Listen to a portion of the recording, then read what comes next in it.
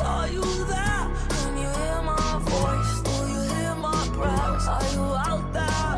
Forgive me, priest, for I have sinned in the ring of fire. Tonight, I would have loved you for 1,000 years. I would have died for you. I would have sacrificed it all, my dear. I would have bled for you. Till death do us part. You are unholy right from the start. It's a nice night for a black wedding. Nice night for a black wedding. Nice night for a black wedding.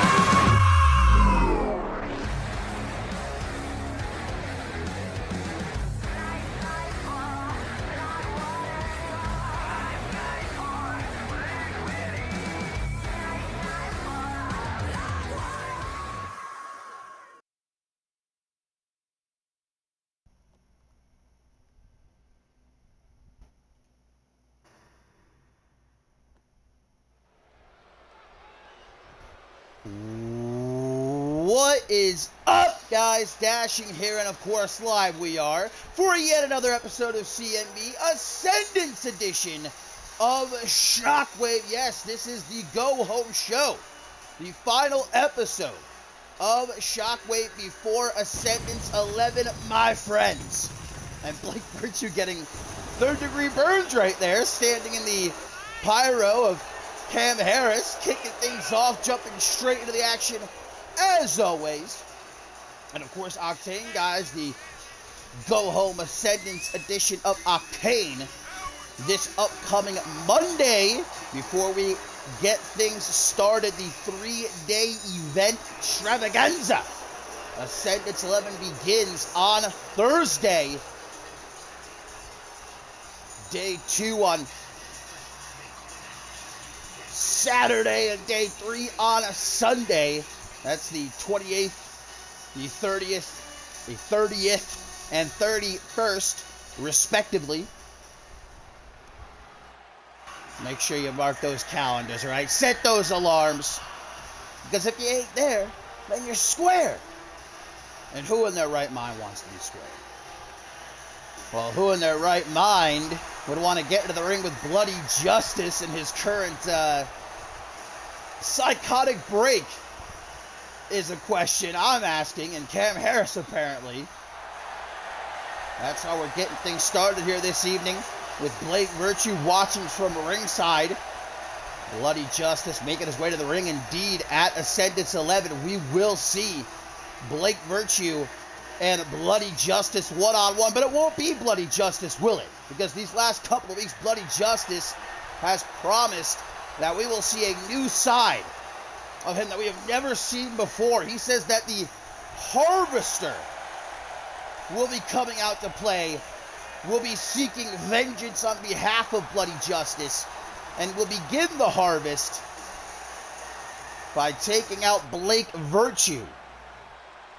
Virtue trying to throw a roadblock up for Bloody Justice here tonight in the form of Cam Harris, who of course made his return last week on Shockwave in that fatal 4-way tornado tag team matchup, the surprise partner of Virtue. Now, whether or not Cam Harris is a part of Resurgence, we're still not entirely sure. I mean, he's not rocking the Resurgence colors, but he's definitely doing a favor for his old friend here tonight. I will say Virtue looking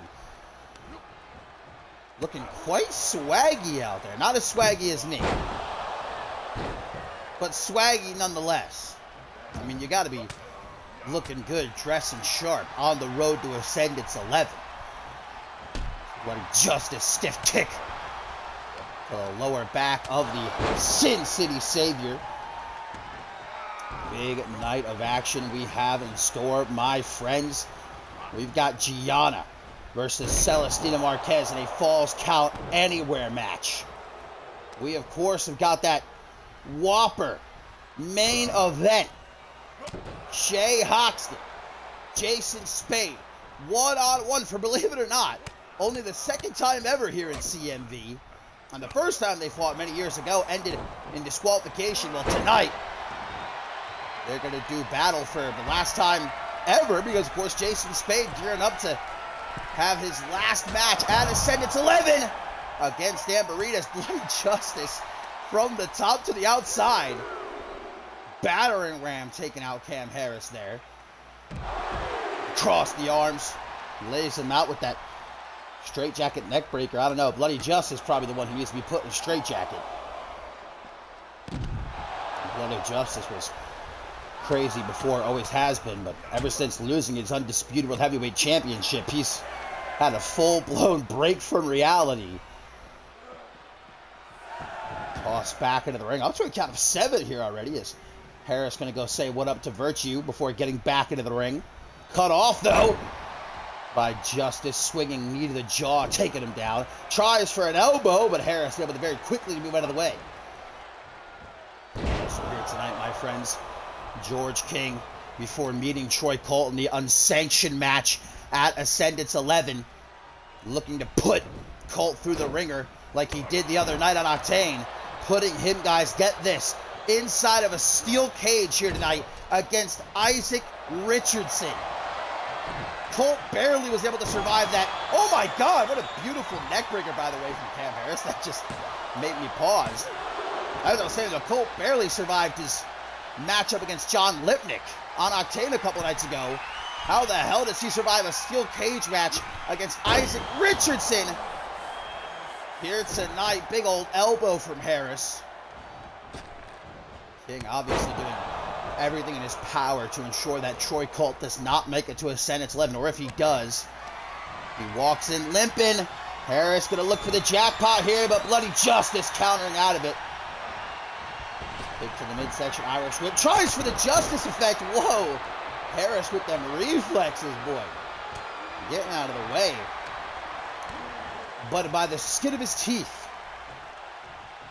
Justice ain't finished with him now. Nasty looking power bomb right there. Blake Virtue, is he prepared to meet the Harvester at Ascendance 11? Is he equipped to deal with this new side of Bloody Justice? One previously unseen, one that Bloody Justice says is more dangerous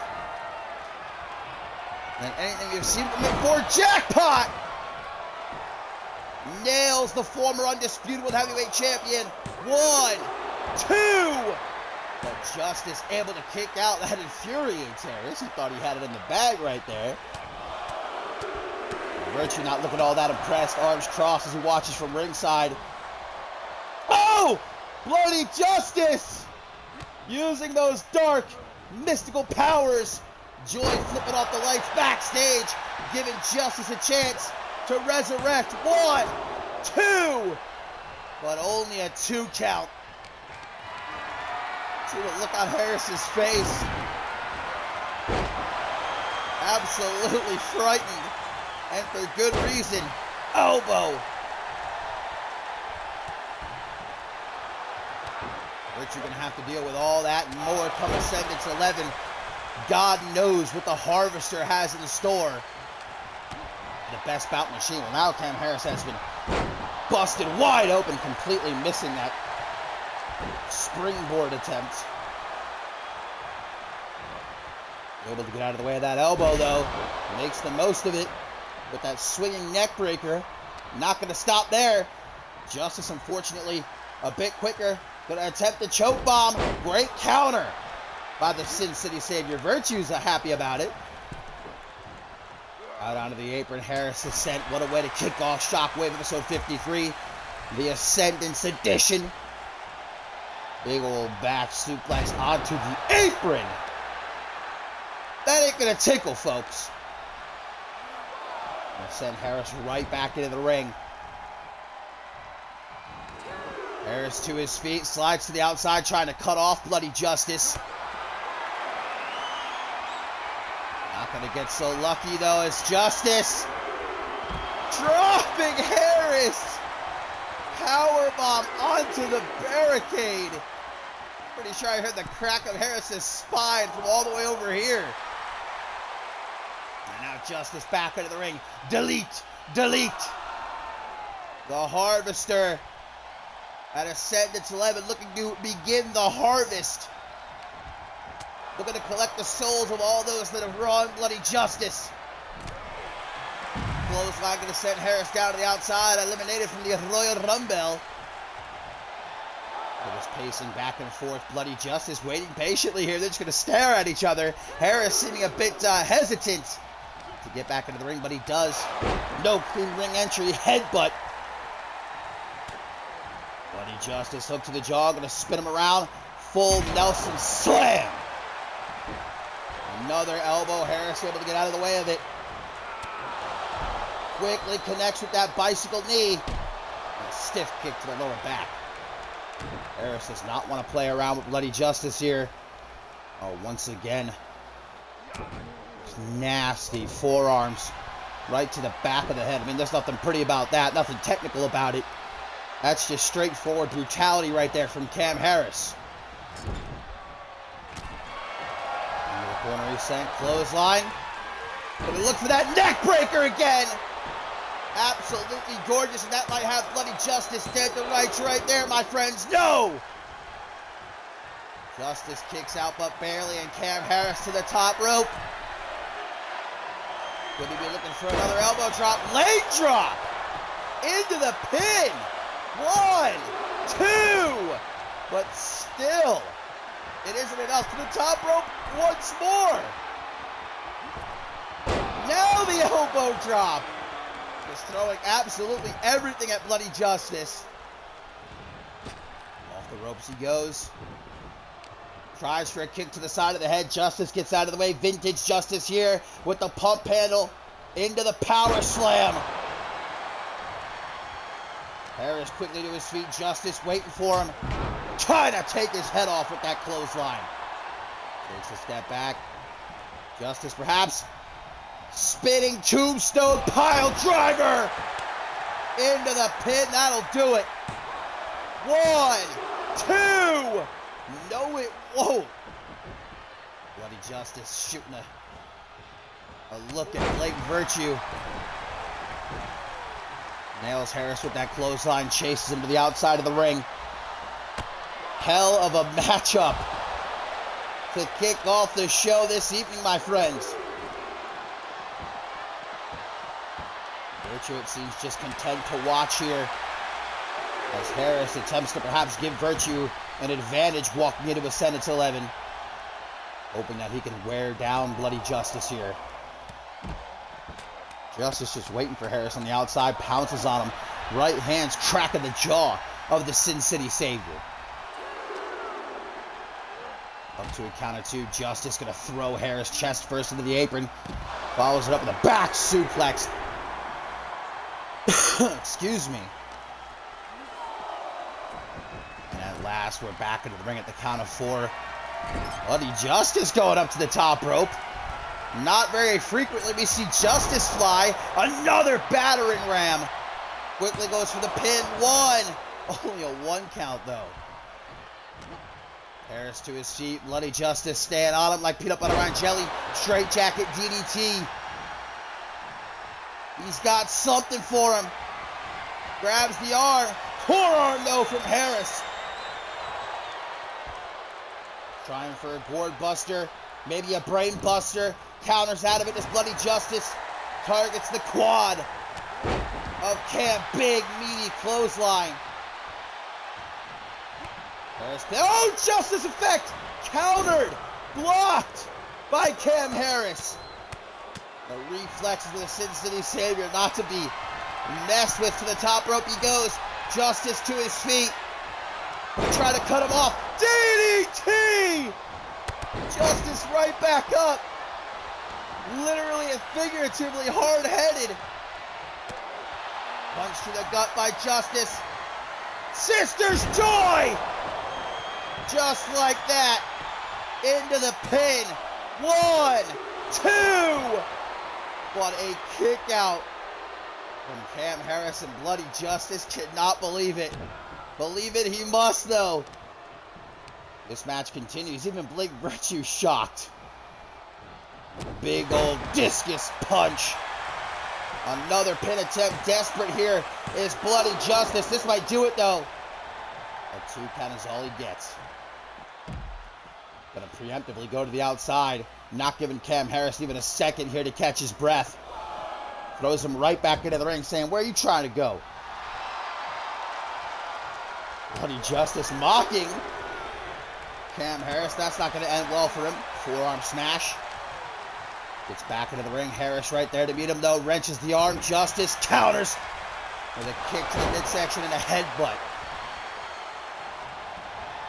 Lifts him up yet again. The tombstone pile driver. But Justice not content. Tries for a knee drop. Harris gets out of the way. Harris strikes quickly.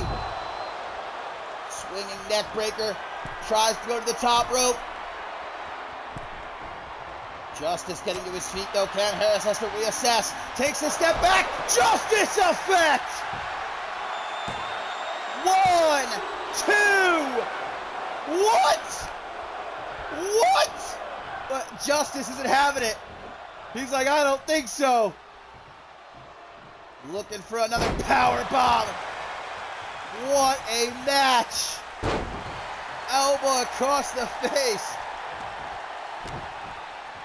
Stomp to the face. His blood continues to pour out of that wound that Justice opened up earlier. Harris gonna strike while he has the chance. Justice counters, though. Irish whip on the rebound, tries to go low. Harris runs right past him. Justice closing in. Kick to the midsection. Tries for a knee, blocked by Harris. Kick right upside the head. And a knee! Right to the bridge of the nose. Justice, acting out of instinct, crawls into the corner. Takes a step back, lining up a shot.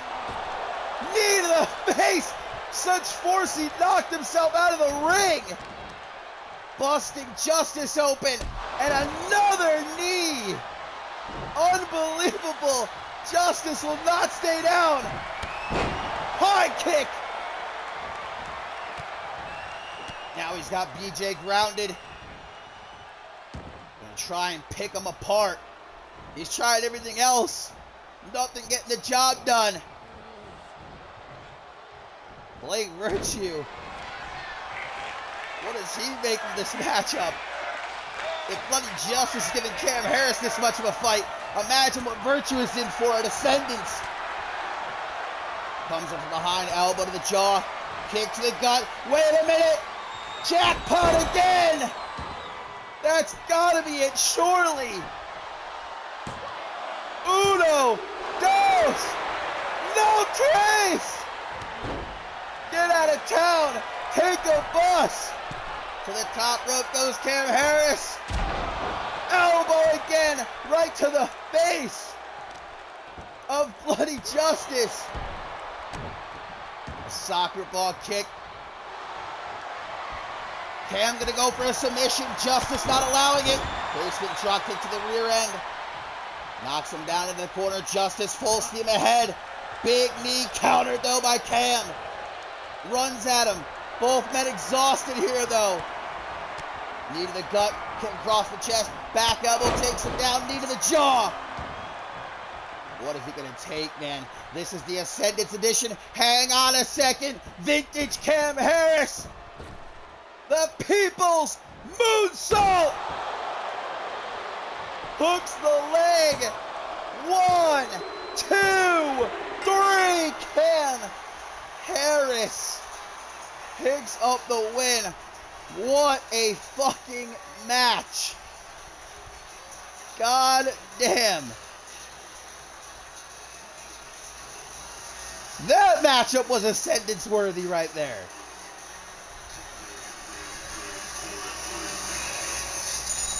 I mean, this is just Bloody Justice, guys.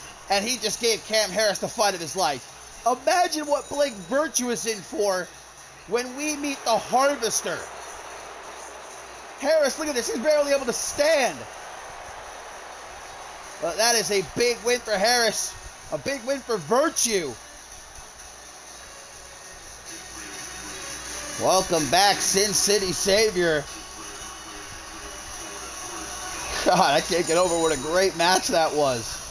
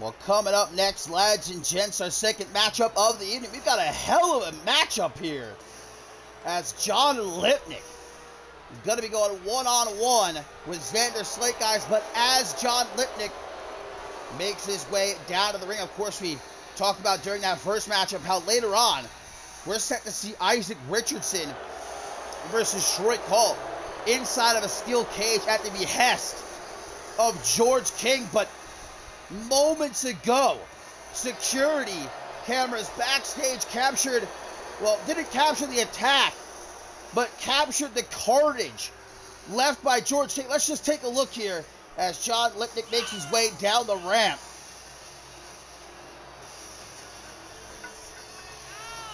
As you can see, Troy Colt laid out bloody with a baseball bat nearby, attacked brutally again by George King, seen fleeing the scene.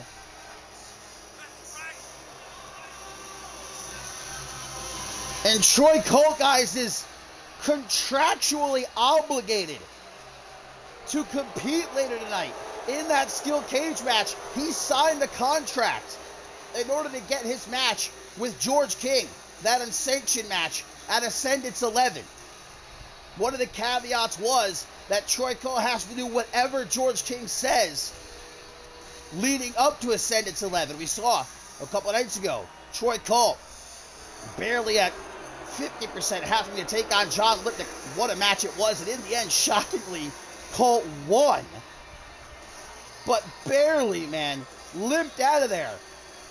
Now, having to face Isaac Richardson inside of a steel cage here tonight, and on top of that, attacked by George King. How? I ask you, how does Troy Colt make it to Ascendance 11? How does he even make it to the cage match later tonight? How is it possible? George King doing everything in his power to ensure that if Troy Colt does somehow make it to that unsanctioned match at Ascendance 11, he'll be easy pickings for George King.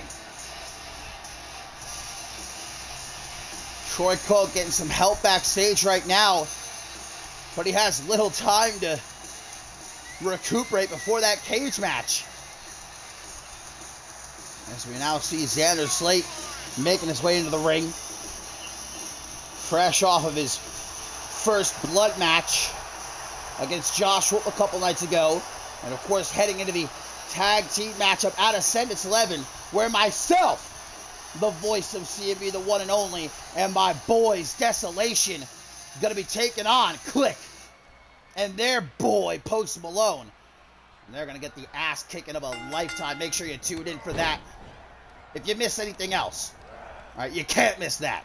You can't miss me in action, all right? It's a once-in-a-lifetime kind of deal. I'm going to finally give Post Malone the shit kicking he has deserved for years. Xander Smith attempting to get his team some momentum here. Rope break there as he applied the LaBelle lock. Lipnick throws out that elbow, blocked though by Slate. Of course, guys, Lipnick, as of late these last few weeks, has been attempting to forge a friendship, a partnership with Joseph Santos, attempting to worm his way into the mind of the Rat in the Hat. It's not been as easy as Lipnick was hoping, though. I mean, we saw a couple weeks ago that they weren't able to get on the same page during that tag team match. They argued afterwards. Santos stormed off. Santos was in the corner of Lipnick for his match against Colt, though, a couple nights ago on Octane. Lipnick obviously trying to rebuild Renaissance, trying to once again build an army. And Santos obviously, Lipnick at least, thinking in a vulnerable state, attempting to take advantage of him, earn his trust. Santos, it seems like, trying to resist, but since he was supporting Lipnick a couple nights ago, I don't know, maybe he's fallen for the sugared words of John Lipnick. He'd be far from the first. He's not out here tonight, though. Santos nowhere to be seen. As Lipnick applies a side headlock now, going for a pin after that kick to the head. Only gets himself a 1 count.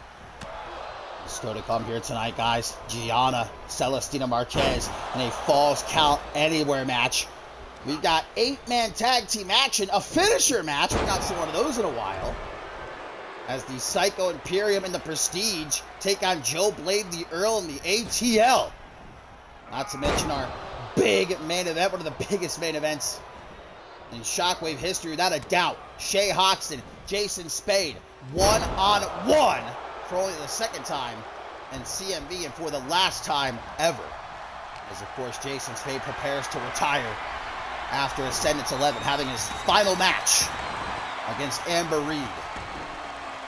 Goes low to Slate there, missing whatever he was trying for, though. Hook to the jaw by Lipnick. You never know when he's going to try to lock in that sweet embrace. Rolls to the outside to Slate, trying to give himself a little bit of breathing room here. I don't think he's going to find it. Lipnick knocks him down to the outside. A rough landing for the OG Dirty Heel. Right back into the ring, though, goes Lipnick. Slate chasing after him. Irish whip comes back at him. Chest pump miscommunication there by Slate. Pardon me. Oh, what a boot. Bust Slate wide open. That wound that Josh Wolf opened up a couple nights ago on Octane in the first blood match. Re-aggravates it here. Just Lipnick misses the people's elbow. And now Slate with a Hangman's neck breaker. Breaks the eyes. We call him the OG Dirty Heel for a reason. Gets Lipnick to his feet. Big elbow. The back of head stop. Oh, there's Santos. And Santos, look at this.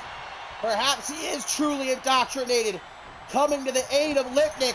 Oh, wait a minute. Santos. It was a ruse. Santos not to be taken advantage of. The Rat in the Hat. Letting Lipnick know he won't be a follower. Lipnick thought he was coming out here to help him. Lipnick thought he had Santos in the palm of his hand.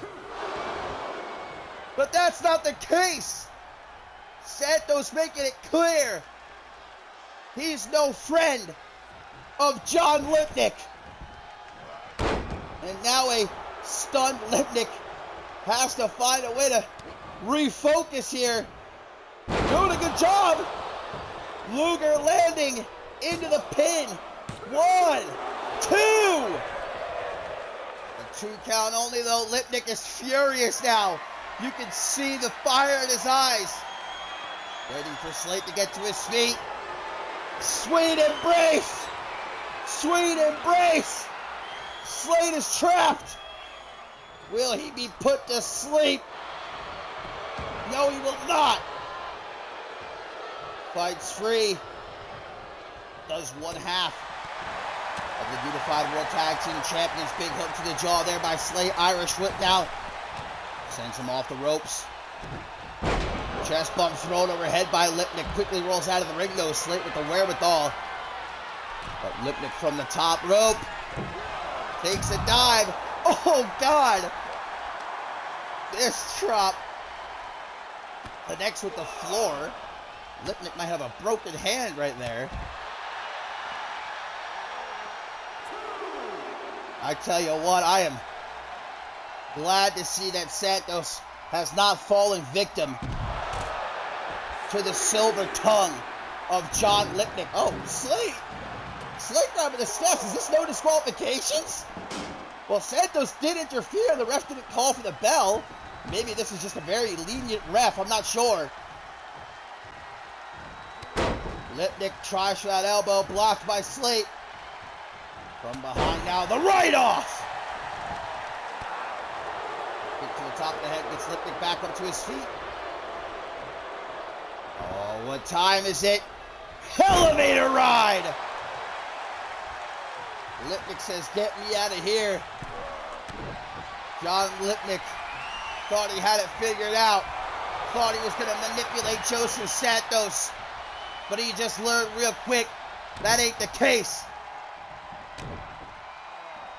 Pulled into a short arm clothesline. Tries for a stop. Lipnick goes out of the way though. Clothesline gonna squash Slate in the corner. Now look at this, trying to choke him out. Lipnick into the full mount. Look at that, punching Slate right in his bad eye. Finishing with a stiff slap across the face. Taking his time, trying to be a bit cheeky. Slate makes him pay for it. Right hook, backslide, driver. Stacks him up. 1, 2, 3, Slate! Just like that. Xander Slate scoops up the dub. He better enjoy it. Because at Ascendance 11, he's going to be staring up at the sky. When me and my boys have our way with he and Bob Luger and Post Malone. John Lipnick obviously caught off guard by Joseph Santos. Unable to focus, and Slate takes advantage.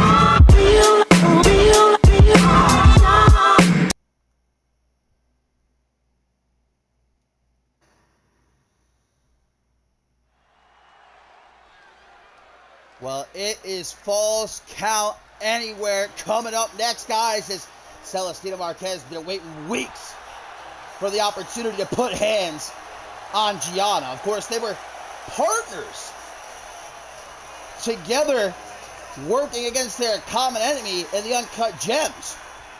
And they got the win, but it was after the match that Gianna took all the credit, mocking Celestina Marquez, insulting her, saying, I did all the work, and, well, Marquez was about to take that lying down, and so the two were scheduled to have a matchup the following week, but Gianna pulled the fast one on Marquez, feigning an injury and substituted herself with Beatrice Lotus.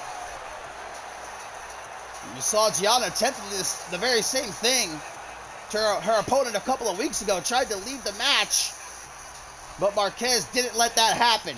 Made sure that Gianna competed. And at long last, there's no more running, no more hiding. The muscle mommy gonna have her opportunity to shut the mouth of CMV's main character. Look how big this gal is, man. She doesn't even fit into the frame.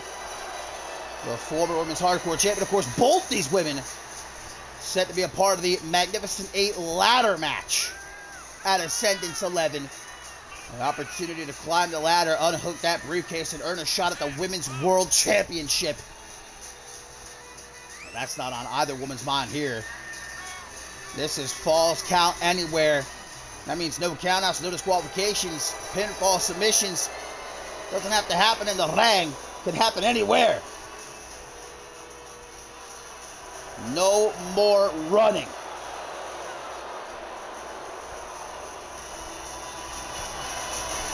Gianna has certainly managed to get under the skin of Marquez.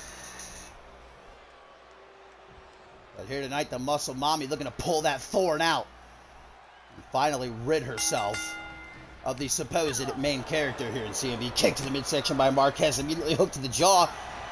Well, both these women have got to be careful with this being a Falls Count Anywhere match. They want to stay as fresh as possible, I'm sure, heading into the Magnificent 8 ladder match. But at the same time, such animosity between these two. It's hard to imagine they don't want to rip each other apart. Gianna, as cheeky as can be the last few weeks. And now that Marquez finally has her in the ring, Gianna hoping to use the mind game she's been playing to try and throw Marquez off guard. Big old DDT again. Still to come tonight. Here, my friends. Big old springboard forearm smash by Gianna. We've got that 8-man elimination tag team matchup finisher style. The Psycho Imperium and the Prestige will take on Joe Blade, the Earl, and the ATL. And do not miss our main event, guys. A matchup for the ages. Shay Hoxton, Jason Spade, one-on-one for the last time ever. Of course, Jason Spade prepares to take off the wrestling boots for good after Ascendance 11. Grabs the kendo stick again, no disqualifications. In a Falls Count Anywhere match, right over the head of Marquez, goes for the pin. Here comes Murphy in position, but only a 1 count. Frustrated is Gianna. Apparently she thought she would have this match won easy peasy lemon squeezy. No such luck though. Knee to the arm, tries to follow it up with maybe a pendulum backbreaker, but Marquez able to escape with a knee to the face. Battling now in front of the announce table. Ooh, cravat sleeper applied. Those 18-inch pythons of Marquez trying to put Gianna to sleep, able to get out of it. Back and forth now between these two. Look to the jaw, spins Gianna around, back suplex turned into a face buster. Making her kiss the floor right there before sending her back into the ring. But not before she grabs that kendo stick. Gonna put it to good use here. Right down across the midsection of Gianna. Not once, but twice. Oh, third time. Such force, she actually breaks it. Shards of kendo stick now. All over the ring. Big old calf kick from Marquez. Into the pin. 1, 2. Gianna survives barely. She might have a couple of splinters by the end of the night. Gianna's not fit. I should say Marquez. Not finished. Vintage. Modified Russian leg sweep. Middle of the ring. In the pile of kendo stick shards. But all she gets is a 2 count. Marquez ain't finished. Gotta be going for that backslide driver. Into the pin. God damn. Uno. Dos. No. Tres. Where the muscle mommy and frustration kicks in right there. As Gianna desperately looking to catch her breath here in the corner. Marquez lining her up from all the way on the other side of the ring. Trying to give her the rear end. Gianna gets out of the way. Vertical suplex countered by Marquez. Big old Enzu lariat knocking Gianna down. This matchup has been largely dominated by Marquez. I mean, this is weeks of anger boiling up. Quickly, Gianna to the outside, realizing she needs some help. Gonna go digging out of the ring, brings out a sledgehammer. Marquez not gonna give her the chance to use it. Another back suplex face buster. Marquez turns her around with a stomp to the back. Gianna saving herself with a kick to the back of the knee, though. Float over DDT. Gianna feels as though the entirety of CMV, the men and women alike. Oh! One-handed bulldog. Gianna landing face first on the sledgehammer. Able to stop Marquez from using it. Again, though, launches her off the rope. Sliding shin strike. That'll chip a tooth, and a quick, desperate pin by Gianna. As I was saying, feels as though the entire world revolves around her. I mean, she calls herself the main character of CMV. Doesn't get much more egotistical than that. Marquez perhaps looking to give her a reality check. Discus forearm smash now, going to launch her into the corner. European uppercut, knocking her for a loop. Taking her for a walk up against the ropes. Not where Gianna wants to be. Grabs the sledgehammer. Marquez. Relentless here in this matchup. What is she fixing to do with that sledgehammer? Whatever she was thinking about doing, not giving the chance. Gianna takes her down. Both women now to the outside. Stays on her as the main character. Able to push her back. This is the clothesline, and Marquez with a rip-torn forearm. Hoisted up, referee Murphy making sure to stay on top of these two in case there's a pin. Makes her taste the barricade. And now Widow's Peak. Cracking the neck of Gianna. Lifted up to her feet. Gianna able to act fast though. Hurricanrana! What a reversal! Turned into a sit-out powerbomb. And yet again, back into the ring. Gianna's got to think of something, man, and quickly to turn things around. Marquez doesn't look to give her the chance. Backslide driver a second time. I think that's going to do it. 1, 2, 3. Marquez picks up the win. That was a dominant victory. I mean, golly, Gianna, after weeks of mind games of evading Marquez, the muscle mommy, giving her the beating of a lifetime. And now Marquez heads into Ascendance 11, looking to be the one to climb the ladder, looking to be the one to unhook that briefcase, looking to become Miss Magnificent 8.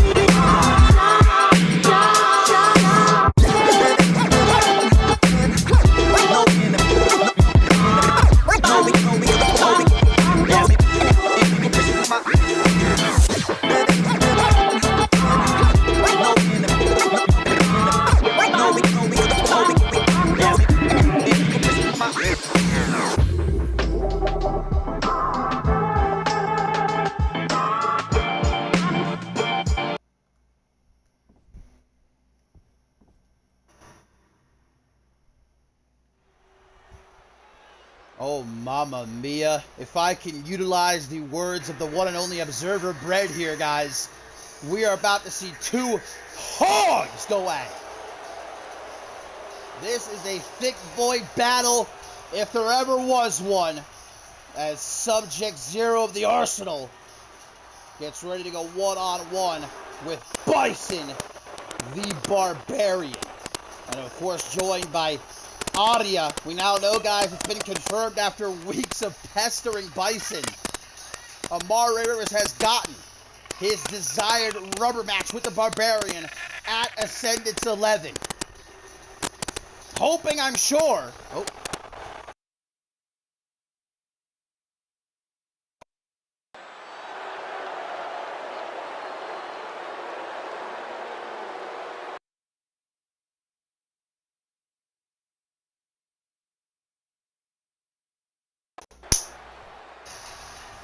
Check 1 2, check 1 2. Is that better? We got a nice long look at Zero's face there.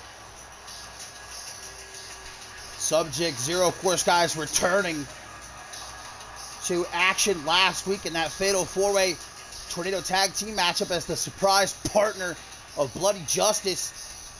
Previously wasn't seen in CMV. Well, since he attacked Jason Spade many months ago, but before that, guys, it's been a couple of years nearly since Zero was an active competitor here in CMV, but Val snatching him from the shadows, looking to give Amari Rivers a lending hand here, try and wear the Barbarian down before that long-awaited rubber match at Ascendance 11.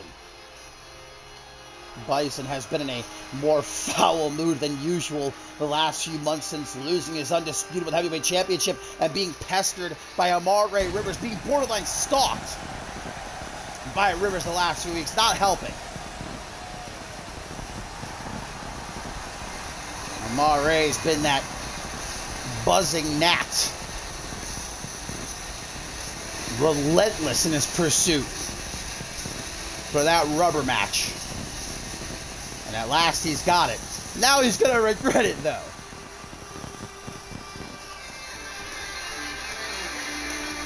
A big boy bash here.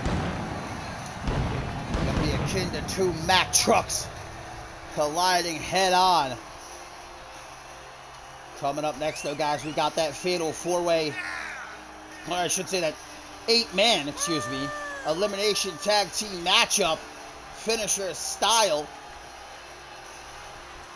as the Psycho Imperium Prestige take on Joe Blade the Earl and the ATL. Not to mention our main event still to come. It is a matchup you cannot miss. It's a matchup that's going to go down in the history books. Shay Hoxton, Jason Spade, one-on-one for really the second time in CMV and for the last time ever. As Bison comes out ready to swing. Push back. As Bison quickly pops up to his feet, though. Met with a hook to the jaw by Subject Zero. Immediately responds with an elbow. Amari Rivers and Isabella Almas watching from ringside. I'm still wondering, guys, if we're actually going to see that steel cage matchup later on. Is Troy Cole actually, after the attack by George King earlier in the parking lot, going to be able to make it to the steel cage match against Isaac Richardson? And if he does, how does he survive? How does he make it to Ascendance 11 to meet George King in that unsanctioned match? Backpack facebuster by the Barbarian. This is going to be Bison's first Ascendance, guys, since Ascendance 5, where he fought Duo Maxwell, his former tag team partner. Amari Rivers wants this rubber match. Well, now he's going to get it. He's pissed off the Barbarian. And I don't know, something tells me that the Instagram aficionado is going to rue the day that he pursued this rubber match. Right now, though, Zero tossing Bison around. Irish Hook going to put him in the corner. Big old forearm smash now Enzu lariat to follow it up. Brings him up to his feet. Forearm smash, a barrage of forearms. Takes a step back. Big old knee between the eyes. What a combo. Down goes Zero. Not for the count, though. 2.999 very quickly. The puppet of Tailcoat Val rolls to the outside. Bison staying on him, though, like white on rice. Here comes Amare Rivers attempting to cause a distraction with the Barbarian. Not going to fall for it. Remaining focused on Zero here. Oh my God. Yokosuka cutter. Bison just brushes it off. Straight back to his feet. Zero going to send him into the ring. Watch out, Murphy. You do not want to get caught between these two. It'd be like getting caught in a trash compactor, man. Bison lifts him up. Not playing around. Eviscerator! Right in front of Aria. 1, 2. But Subject Zero, much to the delight of Amare Rivers, still in the matchup, launching Bison into the corner. Double boots gonna back him up. And Barbarian closing in quickly. Irish whip catches him with that sleeper slam. Trying to rip Zero's head off. And now the power put on display with that inverted choke slam. Zero with a quick hook to the jaw, though. Able to spin Bison around. Nice back suplex. Don't count out Subject Zero, a former Anarchy champion. One of Val's most valued puppets. Slingshot spear! The Madman. And now just hoisting Zero overhead like it ain't no thing but a chicken wang. Ray Rivers getting a good look. Oh, speaking of, we knew he wasn't just going to watch. Causes the distraction. Zero able to take advantage. A deep butterfly suplex right there. But he's not finished. Deadlift. Dominator. Into the pit. How often do you see Bison thrown around like that? But even still, it's not enough to keep him down. Zero isn't finished. Bison is, though. Forearm smash. And again, launches himself out of the corner. Another forearm into the Bulldog. Bison giving Zero all he can handle here. Ducks clothesline, gonna catch him. Look at Zero stalking. The Barbarian spins him around into the face. Discus clothesline. Down he goes. Knee to the side of the head. And again. One more time. But even that is not able to keep Bison down. Subject Zero might have to get the kitchen sink here. Running into each other. Irresistible force meet immovable object.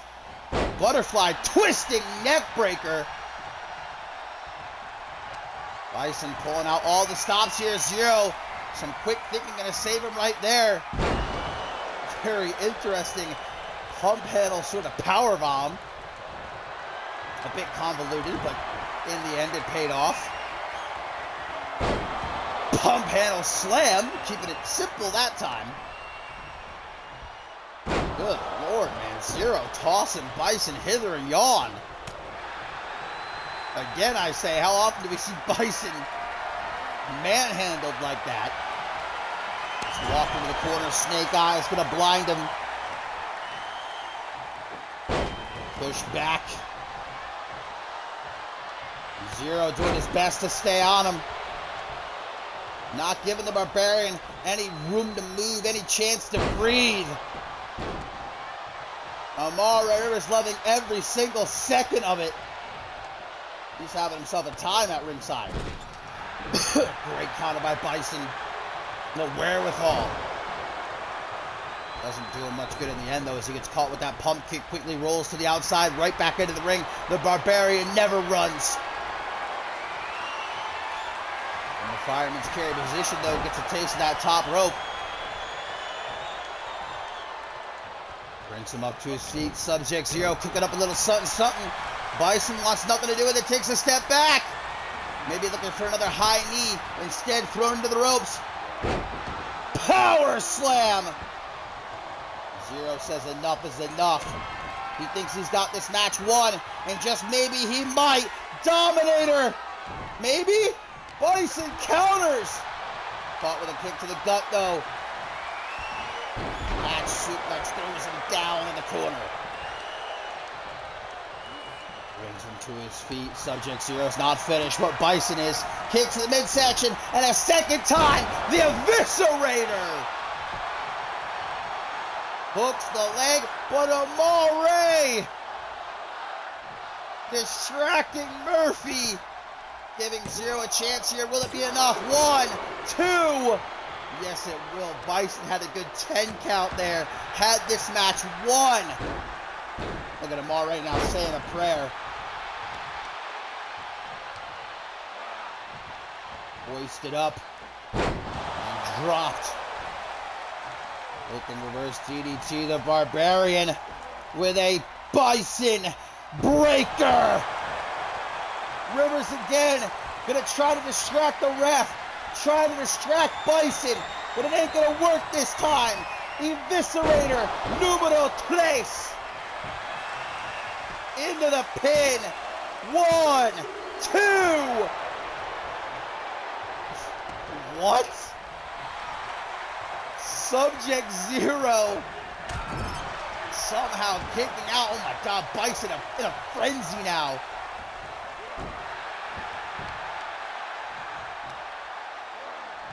Lifts him up again for that reverse DDT. Zero proven to be a bit indestructible here. What's Amore doing now? This absolute fiend. Oh my God, tossing in a steel chair. Trying to give Zero a chance to play dirty here, but referee Murphy sees it. He ain't gonna let that happen. Hammer fist by Zero, great combination. Backing Bison up against the ropes. This was the last time Bison had a match this competitive, man. Sub-Zero giving him a run for his money. Rolls to the outside, does Bison. Oh, Isabella almost chasing after him. She's thinking about getting involved, but thinks again wisely. Here comes Amore. Red Rivers now. He wants to get front row seat. He wants to watch as Bison gets dissected. Well, you missed the Falls Count Anywhere match, and now we are smack dab in the deep end of this thick boy battle between Sub-Zero and Bison. And what a battle it has been. Oh, dropping Bison on his neck. Up to a count of 8 here. I don't think Sub-Zero gives a fuck. He is just annihilating the Barbarian right now. Power move after power move. At last, Bison able to strike back, grabs him by the hair.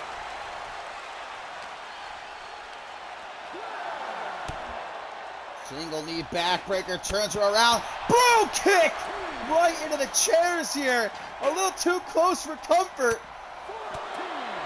Stay the hell away from me, guys. We're up to a count of 14.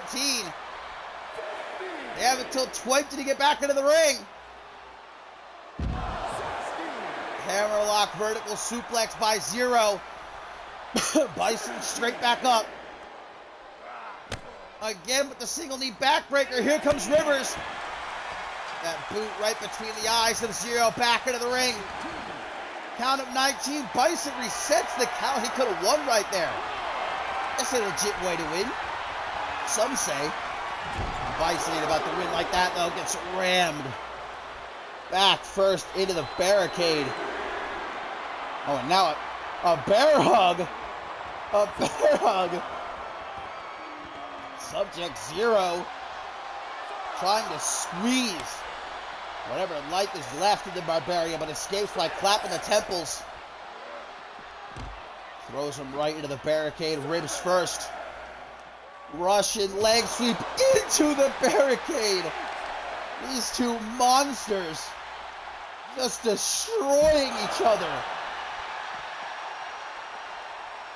Slams him down onto the floor face first. Oh! Subject Zero sent flying with that double axe handle. Another boot to the bridge of the nose. We're to a count of 13 already. Zero going to try maybe for a fisherman suplex. Oh! Bison tried for a cave-in. Zero counters into a sit-out powerbomb. Spear! The spear from Bison. Count of 18. These guys got to get back into the ring, and they both do at the same time. Bison! Breaker! Into the pin. 1, 2, 3, and Bison. And no doubt his toughest match since returning gets the win, much to the chagrin of Arya at ringside.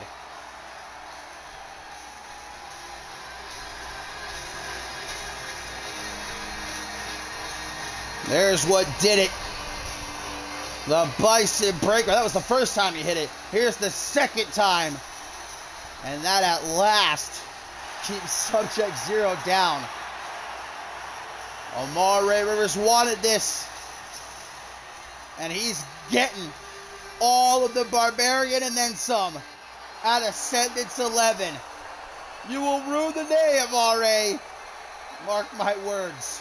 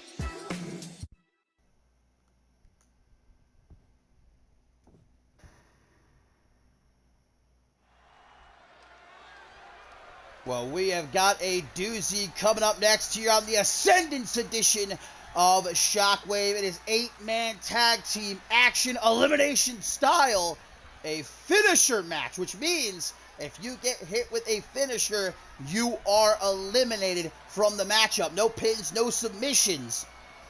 The only way to eliminate someone is to hit them with your finisher. Momentum certainly at stake here in this matchup for both sides going into Ascendance 11, where we know Hunter Quinn of the Psycho Imperium will be challenging the Earl for the Intercontinental Championship. The Earl at last giving in, awarding Hunter Quinn his shot at the Intercontinental Championship, but it's Country Club rules. The Earl saying, we're going to do it on my terms, and I've been told that Country Club rules means 2 out of 3 falls, pinfalls only though, no submissions, and if you leave the ring, you only have until the count of 5 to get back into the ring. Earl says this is to keep the fight in the ring.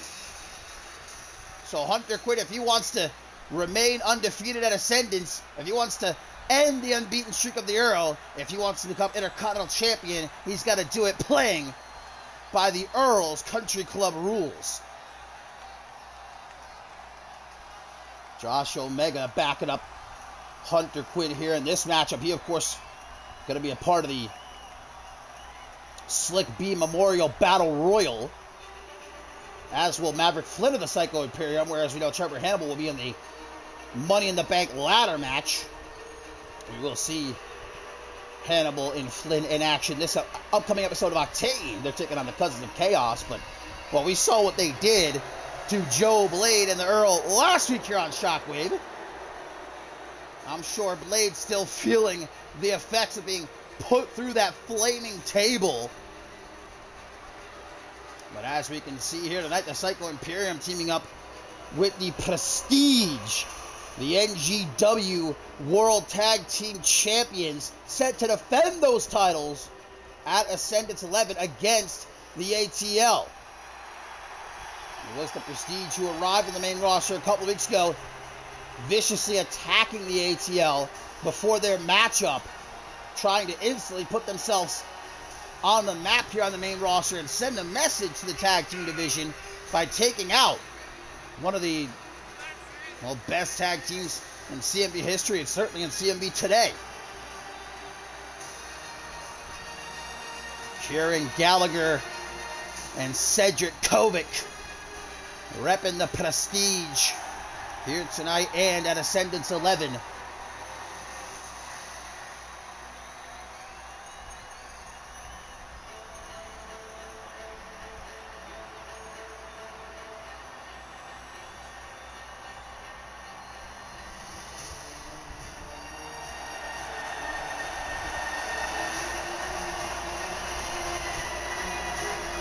Can I just point out, Cedric Kovic's got some jacked thighs, all right? Can we be honest? That man does not skip leg day.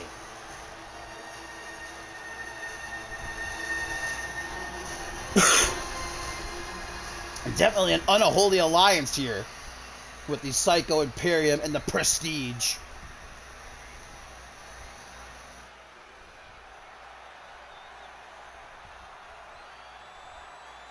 Again, momentum is the name of the game here. Both sides wanting to walk into the show of shows with it on their side. Well, Joe Blade certainly has got a bone to pick with the Psycho Imperium, and specifically Trevor Hannibal, who put him through that flaming table last week. Spent all night long in the doctor's office making sure that he didn't have any third-degree burn. Seems like Blade came out lucky.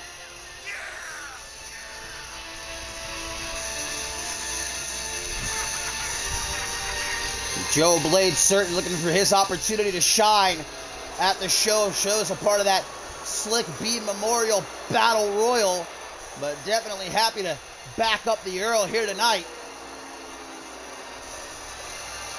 Seems like the bona fide movie star and the gentleman have struck a bit of an alliance.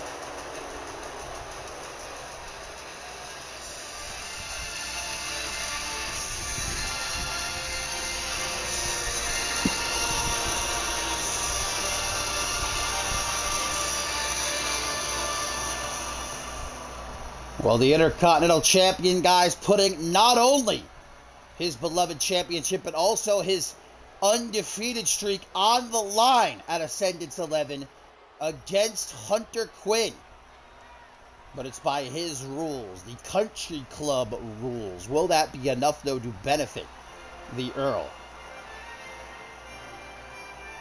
The Earl been playing games this past month, doing all he can to avoid that one-on-one matchup with Hunter Quinn. But after Hunter Quinn bested him in that series of 3 games at the Country Club last week, beating him in chess and then making the better cocktail, to the shock of Earl. I'm sure his old-fashioned is delicious. You know, if I was the judge, I probably would have given it to Earl. I can't imagine him making a bad old-fashioned. Look at this guy. And he did beat Hunter Quinn in water polo, the water polo aficionado, but he definitely underestimated Hunter Quinn. Hunter Quinn more than just a beast, more than just a monster. He's sophisticated as well. He beat the Earl in chess. Checkmate.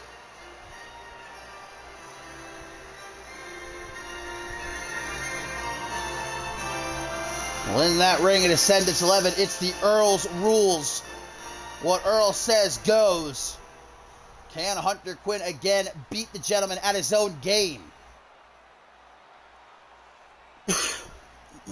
Pardon me.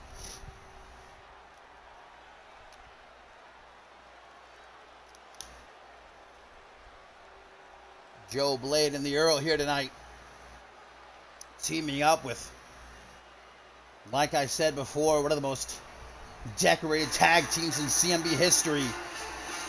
Former Fusion Tag Team Champions, former World Tag Team Champions. There's a reason the Prestige are looking to make a name for themselves at the expense of the ATL. But the ATL at Ascendance 11 not looking to be a stepping stone for Gallagher and Kovic, looking to take their NGW World Tag Team titles. Deshaun Porter and Malcolm Fry returning to CMV after a long hiatus,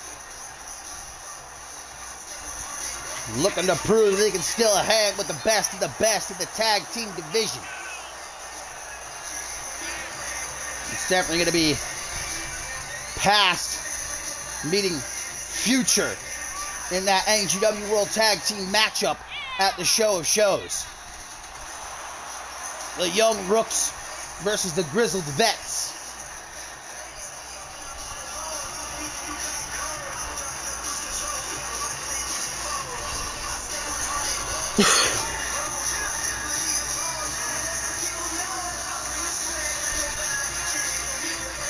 Eight-man elimination tag team matchup here, guys. But the only way to be eliminated is to get hit with a finisher. Both teams looking to pick up some much-needed momentum en route to the grandest stage of all.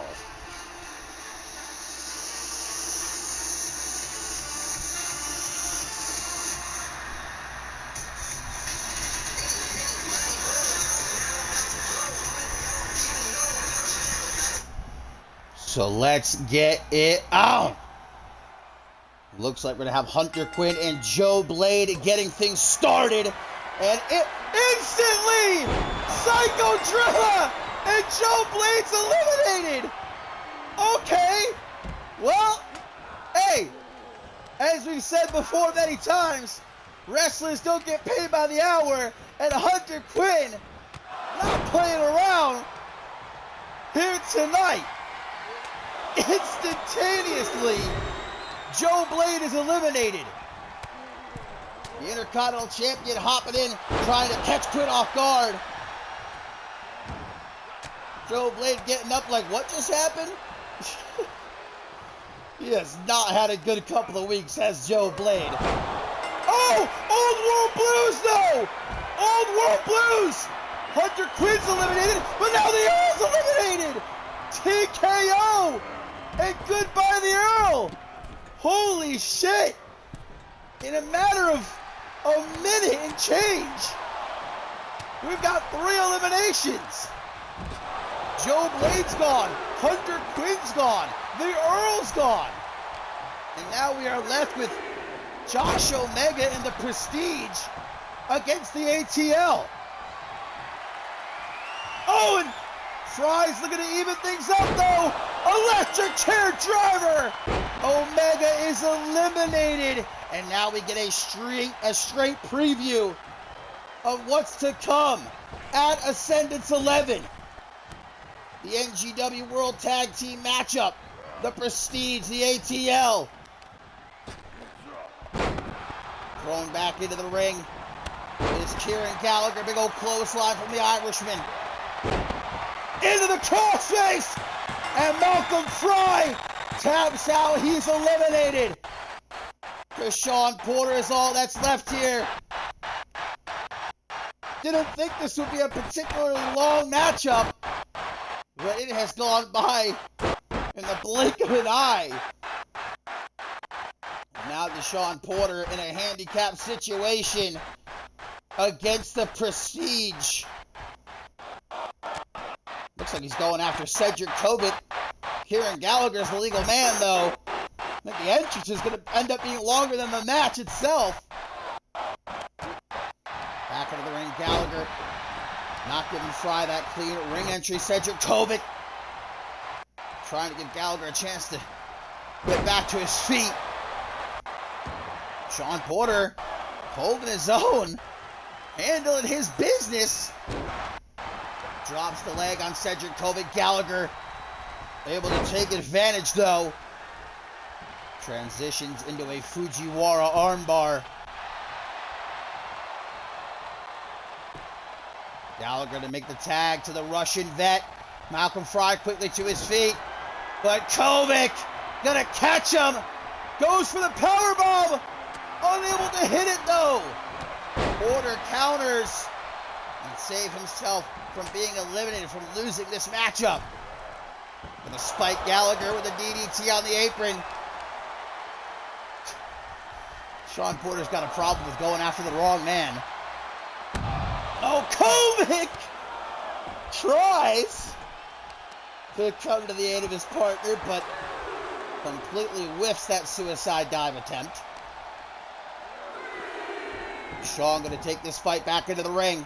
Cedric Kovic is the legal man. Kieran Gallagher going to force him to get back into the ring. Serves him up on a silver platter. Kovic taking Deshaun down by the arm. This matchup was certainly slowed down from its volatile start. Joe Blade, Hunter Quinn, the Earl, Josh Omega, and Malcolm Fry eliminated within a couple of minutes. Now Deshaun Porter doing his best to do what he can here against the Prestige. German suplex sends him flying overhead, punch to the back of the head, kick to the midsection. Prestige certainly using their numbers game. Kovic going to make that hot tag. Nope, Deshaun Porter stops him with a knee to the back of the head. Sean's got to even things up. Monkey flip, launching the Russian vet into the corner. Porter might be looking to do that right here, right now. Go behind German suplex. Kovic unable to keep up with Porter here. Gets sent into the corner. Wait a minute. Deshaun might be looking for that O'Connor roll. He is, but took too long. Kovic now with a pump kick puts Porter down. Tag made to Gallagher. Nice arm drag. And another monkey flip. Gallagher escapes to the outside, gonna force Porter, to chase after him. Cedric Kovic trying to run interference here, gets taken down with a German suplex. As Gallagher given the chance here to rest up. Kovic dropping Porter neck first onto his knee, and look at Gallagher chatting shit, flexing.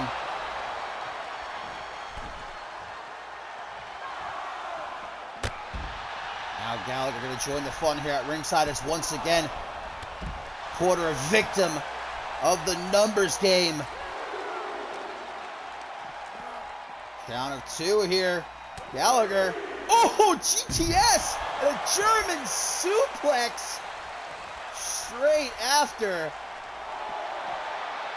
Good night to Sean Porter. No, wakes back up with a clothesline.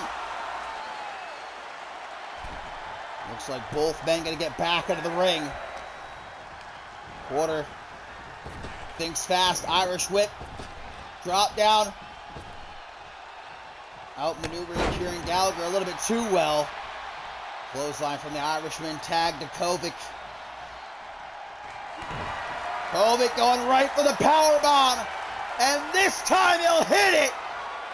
Will he? Yes, he will. The Prestige earned the victory. A valiant effort in the end by Sean Porter, trying to hold his own in a handicap scenario. But the numbers game just catching up to him. The Psycho Imperium and the Prestige earned the momentum going into Ascendance 11. Everyone back out here to celebrate. That was an unforgettable matchup for a very different reason.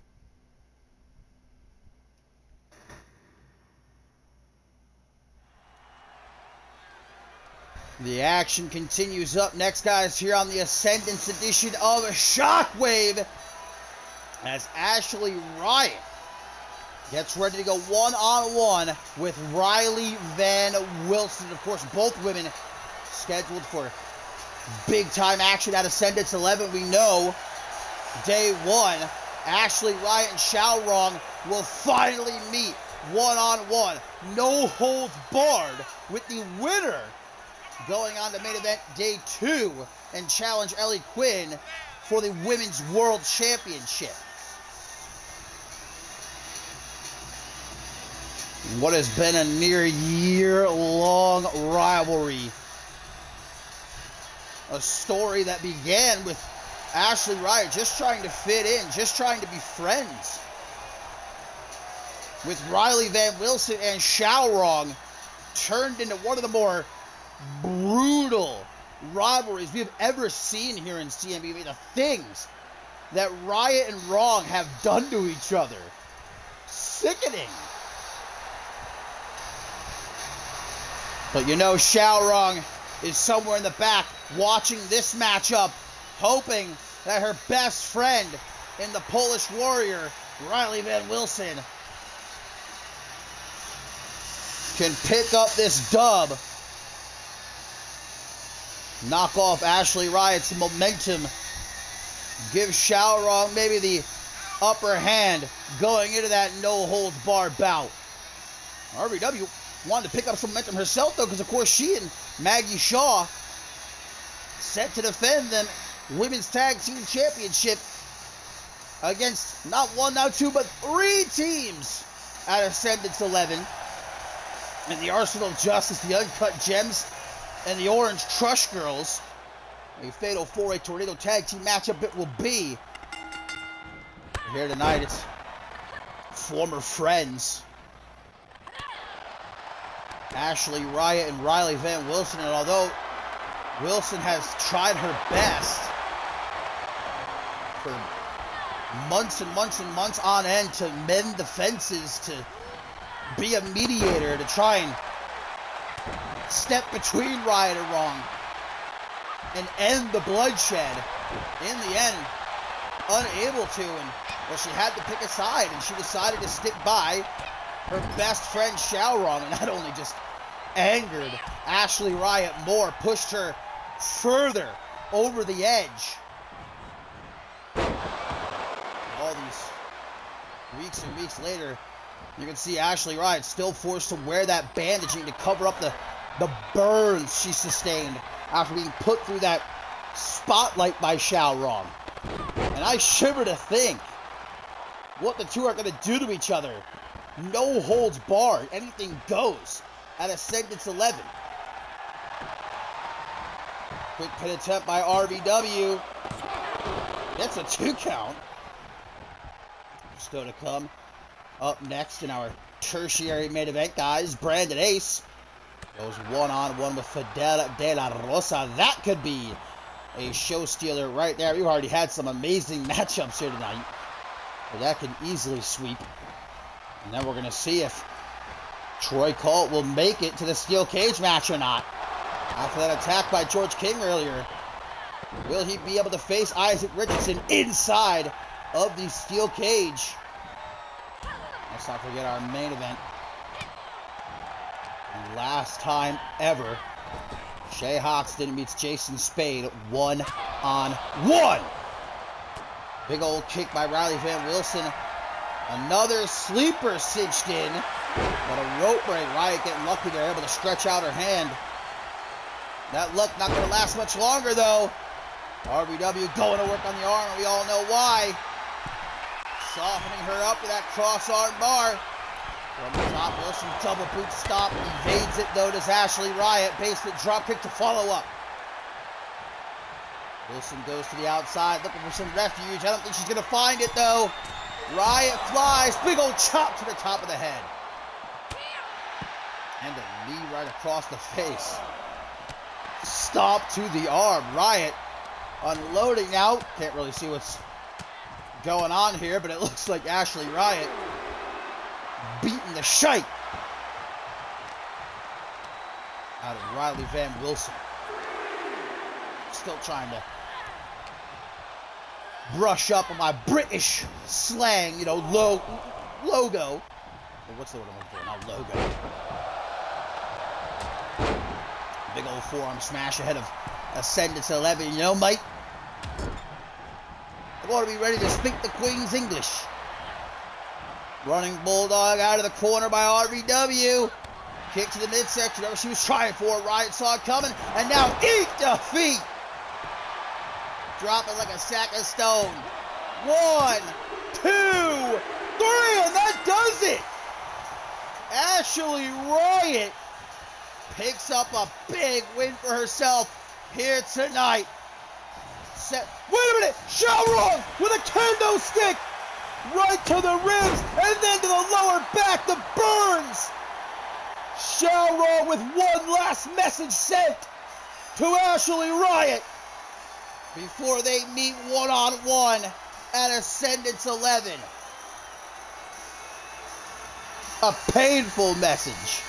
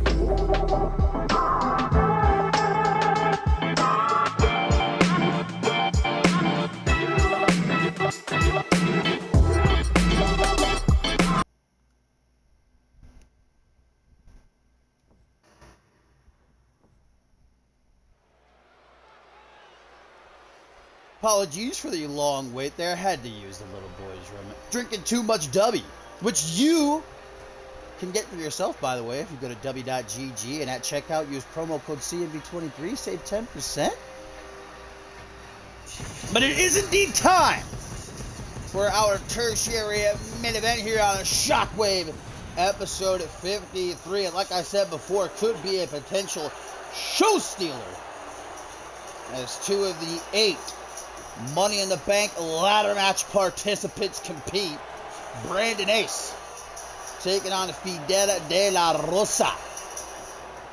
2 young guns with very bright futures here in CMV, and one of them might make that bright future a reality at Ascendance 11 if they climb that ladder, if they unhook that briefcase, if they earn that opportunity to cash in anytime, anywhere for any championship they desire.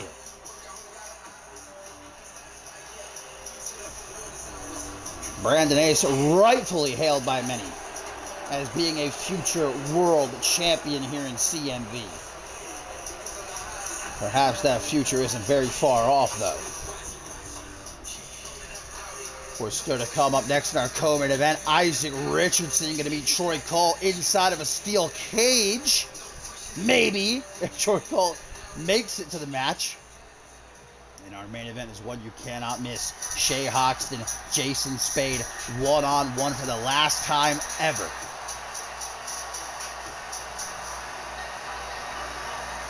You want to talk about potential, though, to be a main event star here in CMV, to be a world champion one day. Look no further than Fidel de la Rosa, a man who, for the better part of his CMV career, has held championship gold. Only a couple weeks into his CMV career, he won the Internet Championship, went on to become Unified World Tag Team Champion, Anarchy Champion, came into this season as Intercontinental Champion. But now it's finally time for De La Rosa to take that big step forward. And maybe, just maybe, Ascendance 11, maybe the Money in the Bank ladder match will be where he breaks that glass ceiling.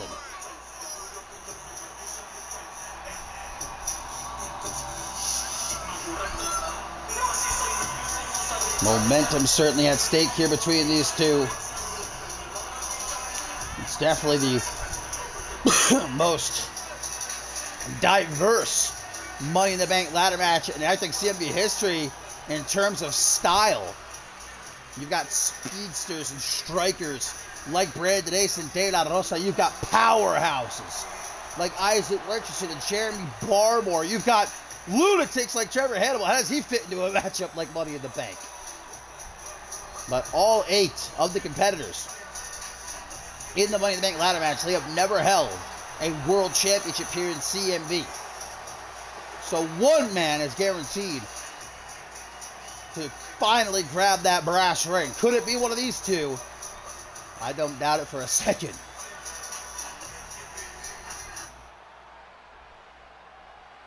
So here we go. Brandon Ace, De La Rosa, one-on-one in our tertiary main event, as both come out swinging, but Ace is the one to strike.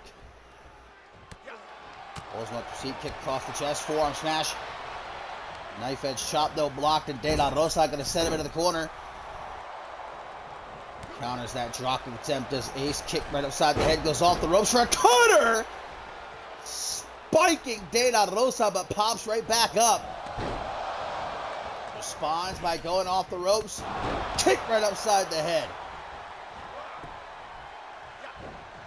I have no doubt that both of these men one day will hold a world championship here in CMV, but the fact is, for one of them, it might be sooner rather than later.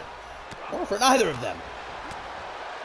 Every single one of the 8 competitors in Money in the Bank, I can see winning and going on to become world champion. I'm typically not a betting man, but if you force me, I don't know who I would put my money on. Spikes De La Rosa right there. Quickly goes for the pin. They're going to wrap it up nice and early. All he's going to get there is a 1 count, though. Rolls to the outside. Does De La Rosa. He's going to follow after him, mocking him right to his face. Oh, sit out face buster. Up to a count of 2, full Nelson. Transition into a reverse DDT. And now just a yanking at that arm. Busted wide open as Ace. No good sign. Not only in this matchup, but going into the Money in the Bank. You know, you want to keep yourself as fresh as humanly possible. Having a wound like that, not going to do him any good.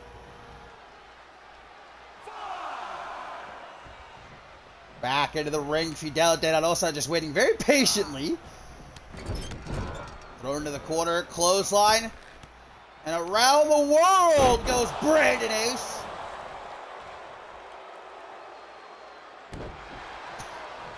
Stop to the face. There's nothing pretty about it. But it's effective. De La Rosa looks like honing in on the head of Brandon Ace after cutting him. Another kick to the side of the head. And Ace says, get me out of here real quick. Good defense by Brandon Ace. De La Rosa able to break through. Introduces Ace to his knee. Shoulder first thrown into the barricade. It's going to be absolute mayhem. As it always is in the Money in the Bank ladder match. We've got 8 superstars. Some who have been here for a long time. Some who have been here for a short amount of time. Some who have really just gotten here when you think of someone like Trevor Hannibal. But all of them wanting to be the one to climb that ladder, unhook that briefcase, and be all but guaranteed to become a world champion here in CMV. The count of 7 and De La Rosa being a bit cheeky here, mocking Brandon Ace, but pays for it. Catching that springboard drop kick. Pulled into a short arm, big boot. Off the ropes he goes. Big knee gonna bust De La Rosa open now. Both men bleeding. They smell that blood in the water. Gonna go in for the kill. Short arm knee rocks De La Rosa. Brandon Ace tries to follow up on it. Excuse me. Brings him down to one knee. But De La Rosa fights back up to his feet. Some well-placed punches to the midsection. Now a brain buster.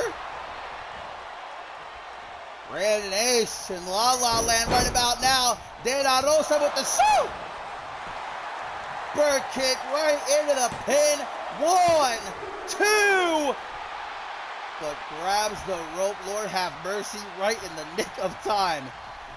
2.999, but he ain't out of the woods just yet. Fidel De La Rosa. We know what he's looking for. Hangman's neckbreaker transitions into the last chancery. Last chancery cinched in tight. Brandon Ace's legs are kicking. He knows he's in trouble here. But will he tap or can he escape? Brandon Ace, a 24-karat superstar. Out of the corner. Cutter! Hell of a way to fire back. Now going to drag De La Rosa into position. Brandon Ace could be looking for the 24-karat knee. Good night, De La Rosa. 1, 2. De La Rosa ain't sleepy yet. He ain't ready to go to bed. Swinging neck breaker from Ace. The fans loving what they're seeing here. I could watch these two fight forever. Another swinging neck breaker. It's all Brandon Ace right now, though, and De La Rosa has to very quickly figure out a way to get himself back into this matchup. Drops him on his neck with the Snapdragon suplex, bridge to pin right in the middle of the ring, and that's a dub for Brandon Ace. Momentum earned by the 24-karat superstar.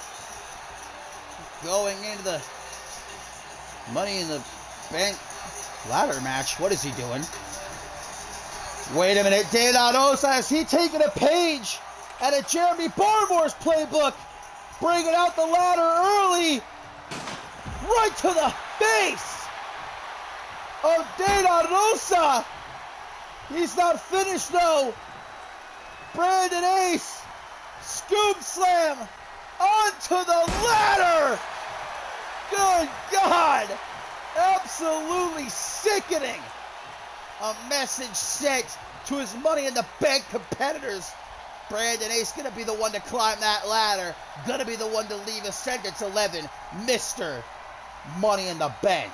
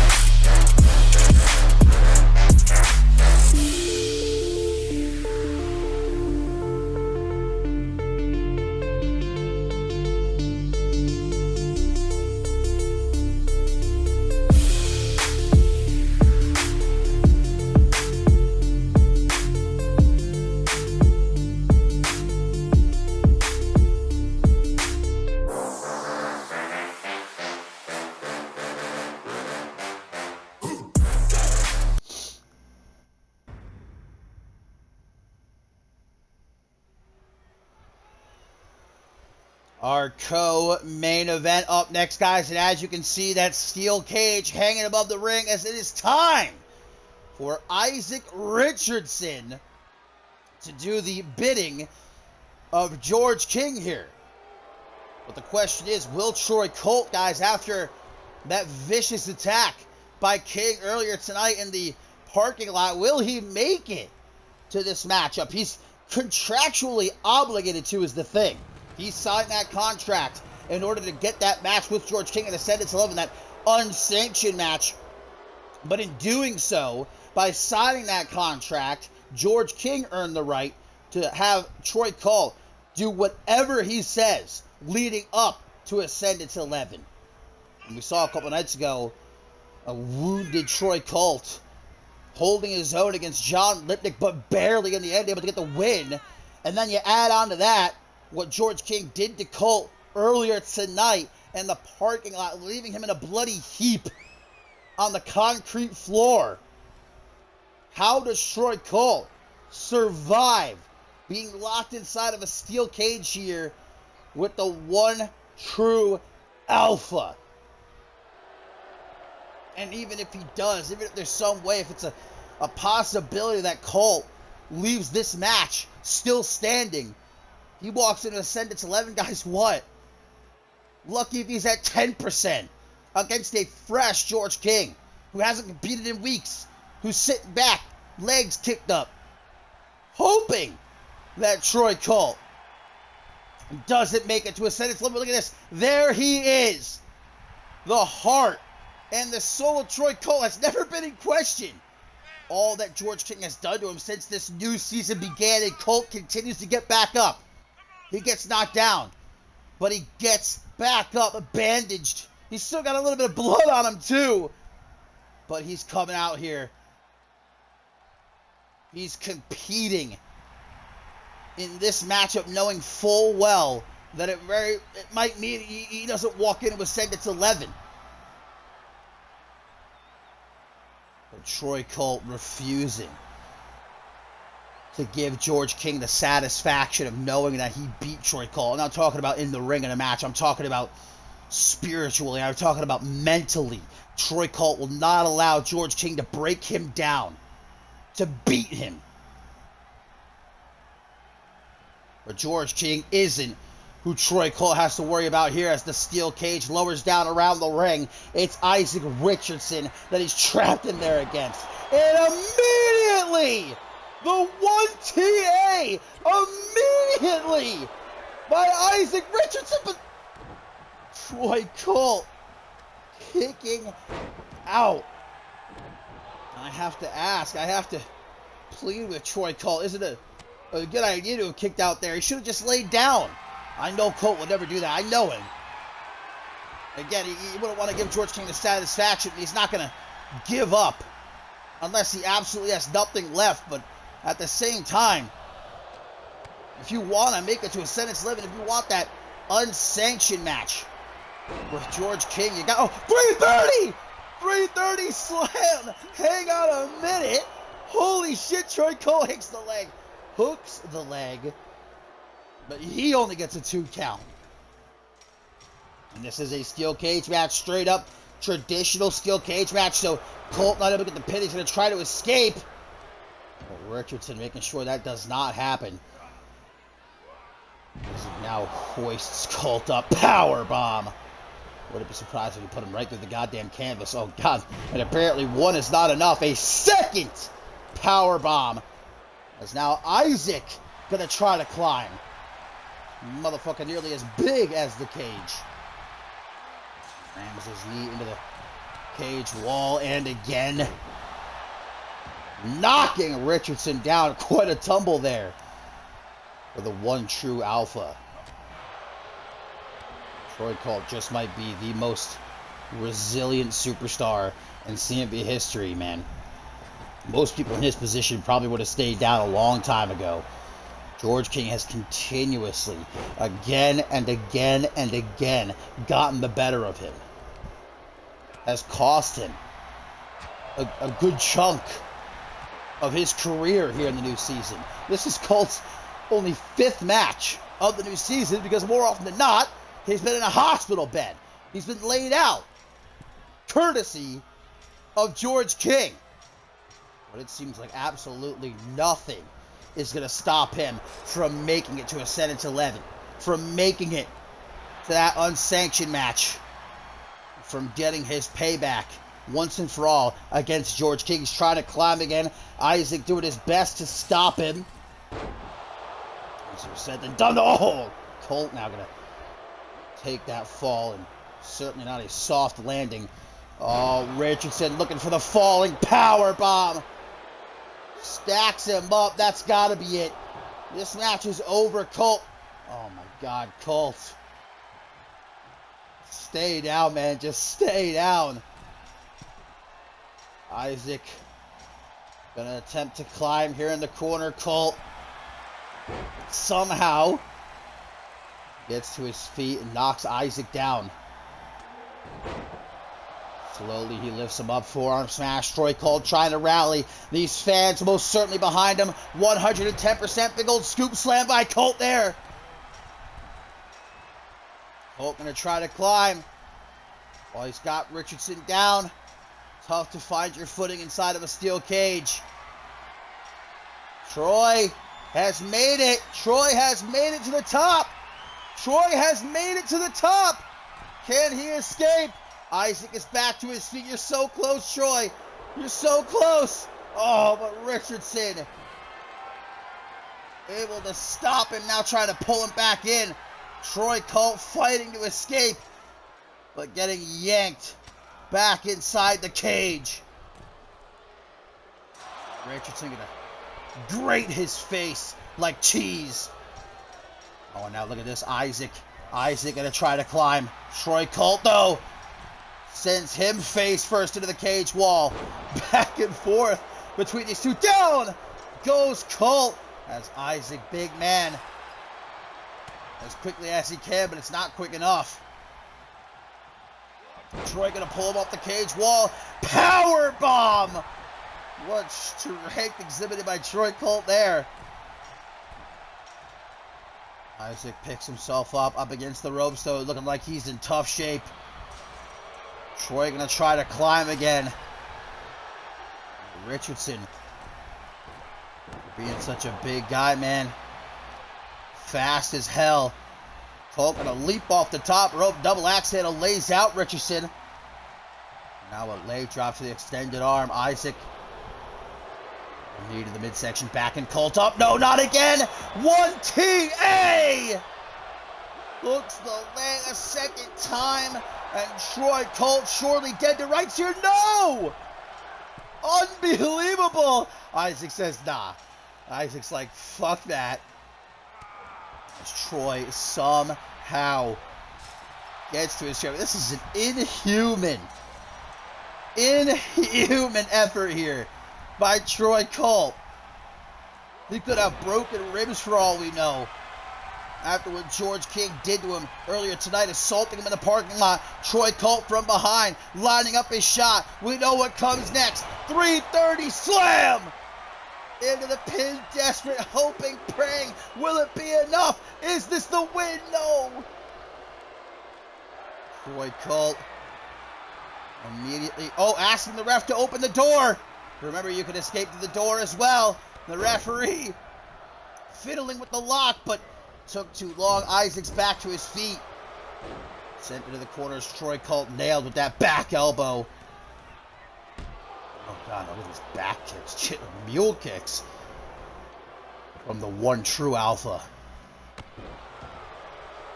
Double axe handle, making sure to keep Colt down. Stomp to the shoulder. Slowly, though, he brings him to his feet. Isaac launches him off the ropes. One-handed spine buster. If Troy Colt doesn't have broken ribs already, he might by the end of this match. Another falling power bomb. This is getting hard to watch, guys. Isaac, though, instead of going for the pin, going to try to escape. Getting his climb up the cage wall. Colt isn't even moving, guys. But wait a minute. Colt is not dead yet. Colt is not dead yet. Isaac has made it to the top. But Troy Colt, with no time to spare,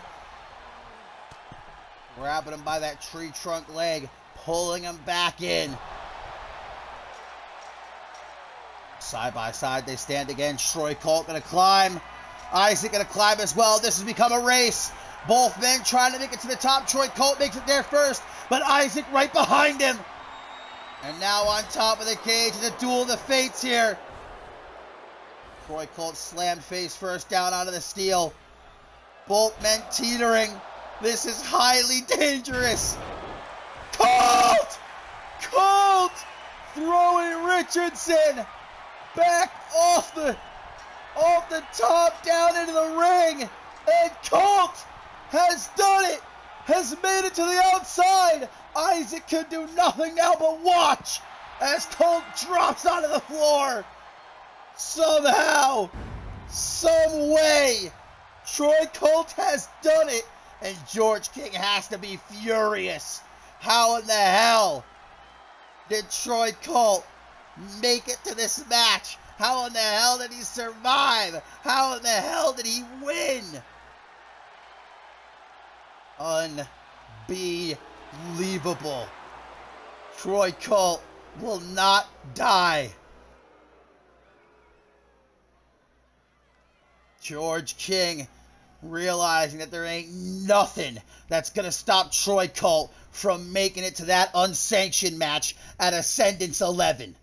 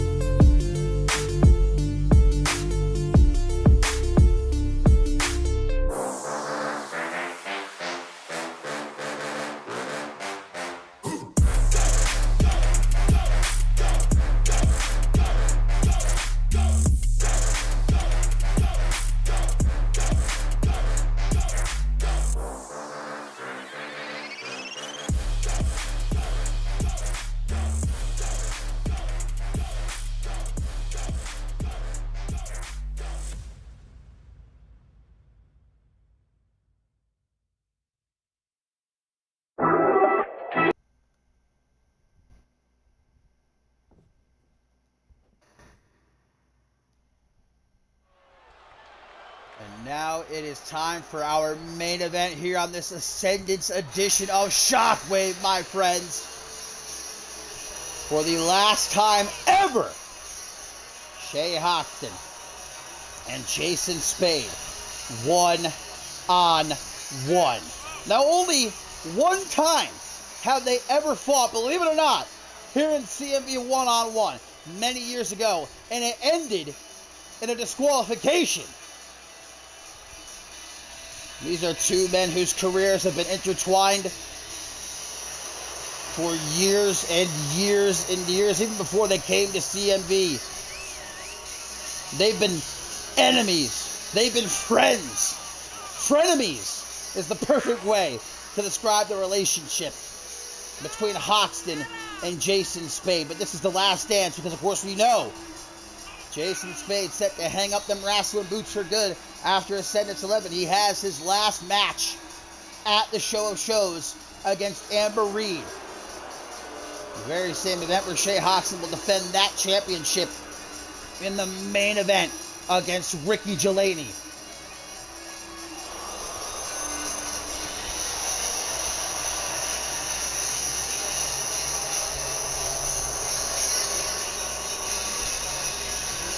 And I'm sure that Shay Hoxton relishing in the opportunity to kick Jason Spade's ass one last time. Kick his ass right out the door.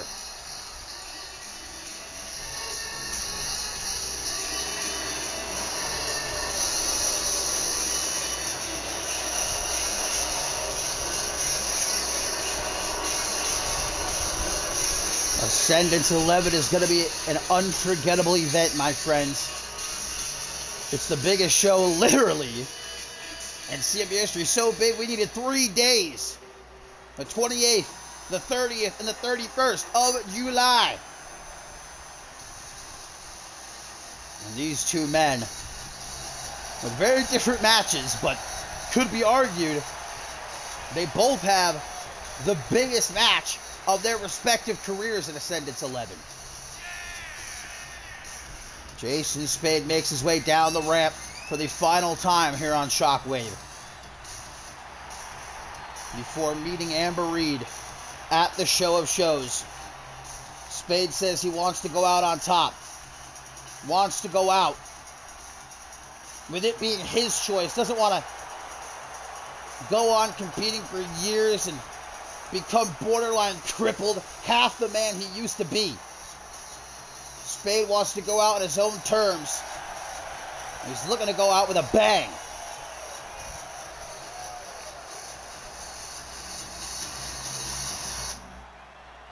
Enemies, friends, tag team partners, opponents for the last time here tonight, and immediately both men swang for the fences.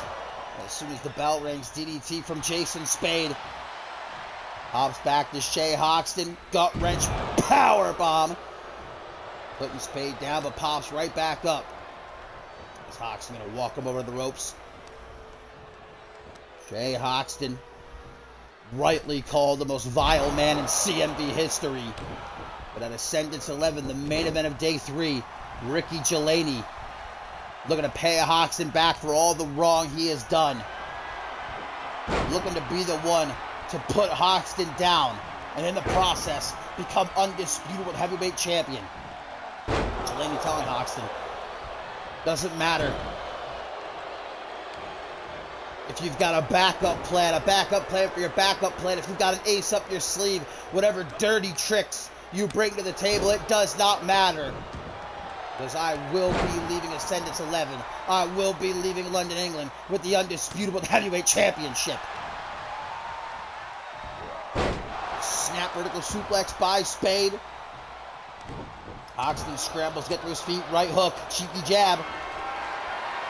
Still hard to believe that this is only the second time ever that these two have fought one-on-one in CMV. They've had tag team matches. They had that, of course, triple threat match many years ago. Two of them and Chris Proudfoot. With the undisputed heavyweight championship on the line and the undisputed NGCW championship on the line. One of the biggest matches in both men's, well, all three men's careers. only the second time ever they are meeting one-on-one here. Double boot stop, no vintage Borton combo though. Big knee to the jaw. Spade gonna roll to the outside. Hoxton though. Hoxton fixing to fly here? Through the ropes, oh man. But that's why he doesn't do it very often. Completely eating shit, and now Spade with a knee to the side of the head.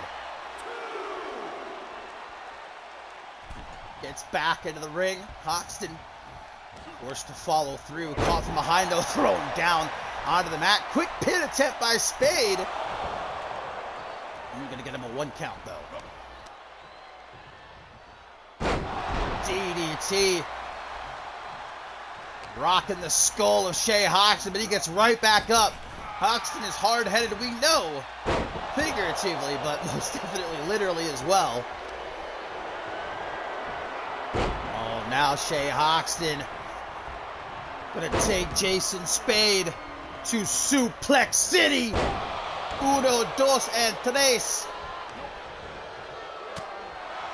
Spade right back into the fight with a punch in the midsection. Now the collar double tie-up. Snapmare sets him up position, drop kick to the side of the head.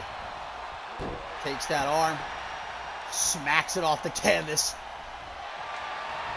Hoxton most definitely not wanting to give Spade the satisfaction of defeating him and then riding off into the sunset. Collar City clutch, locked in.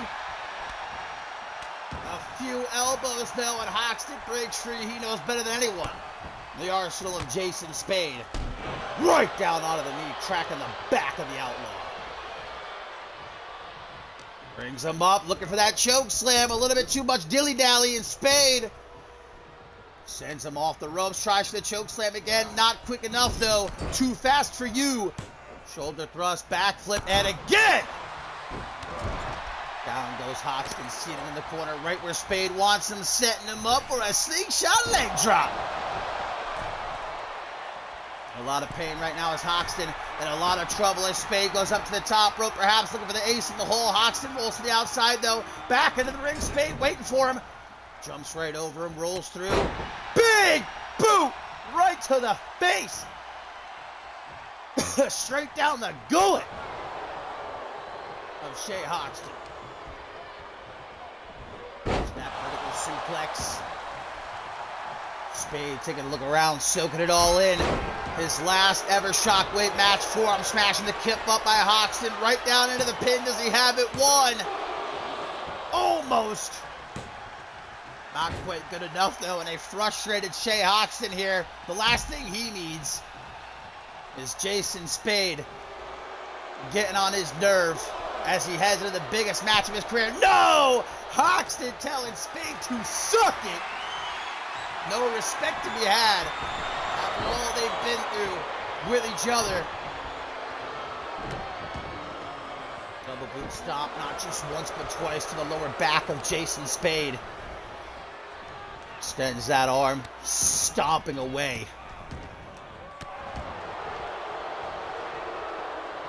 Hoxton is starting to take control, slowing things down, but Spade immediately kick to the side of the head and a knee right to the bridge of Hoxton's nose. Alabama Slammer for the undisputable heavyweight champion. Spade's not finished. Kick to the gut though by Hox. Goes for the choke slam. Spade for the third time though. Able to avoid it into the corner. He is sent. Cautious approach here by Spade. Can't be too cautious though. Irish whip counters. Flipping right over Hoxton's head. Off the ropes he goes. Ducks that punch. Big elbow across the chest. Spade's feeling it. Energy coursing through his veins. The fans most definitely on his side. Hoxton though.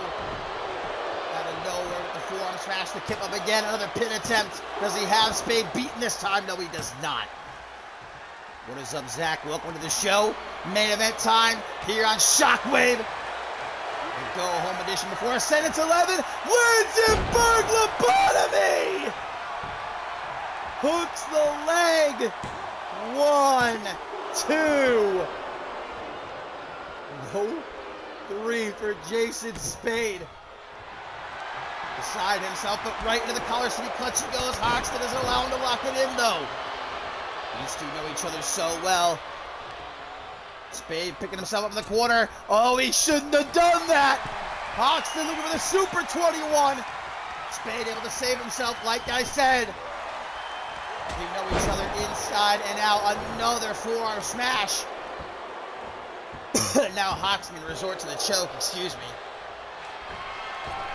To the top rope he goes. Hoxton feeling especially froggy here tonight. Knee!